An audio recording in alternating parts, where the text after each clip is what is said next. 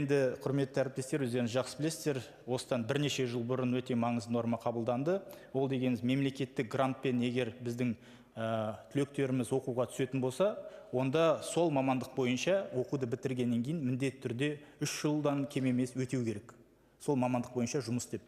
Енді өтемесе, онда гранттың сомасын бюджетке қайтару тиіс.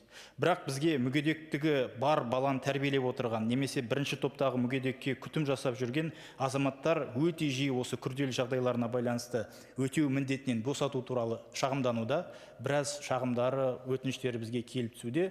Оны саралап, біз қарастырып, арнайы норманы осы заң жобасына енгізіп отырмыз. Осыған байланысты заң жобасында мүгедектігі бар баланы тәрбиелеп отырған, немесе бірінші топтағы мүгедекке күтім жасайтын түлектерді міндетті түрде еңбек өтеу талабынан босату туралы норма жұмыс тобында қабылданды. Және де шетелдік жоғары оқу орындарына білім алу үшін түскен азаматтарға міндетті еңбек өтеу мерзімін оқу аяқталғанға дейін шегеру мүмкіндігін беру ұсынылып отыр. Яғни егер ол бакалавриатты Қазақстанда бітіріп магистратураға шетелдегі бір университетке түссе, онда сол 2 жыл оқи ма, сол 2 жылға оған тиісті мерзім беріп, сол 2 жылдан кейін келіп өз жаңағы жұмысын еңбекпен өтеуге мүмкіндік беріліп отыр.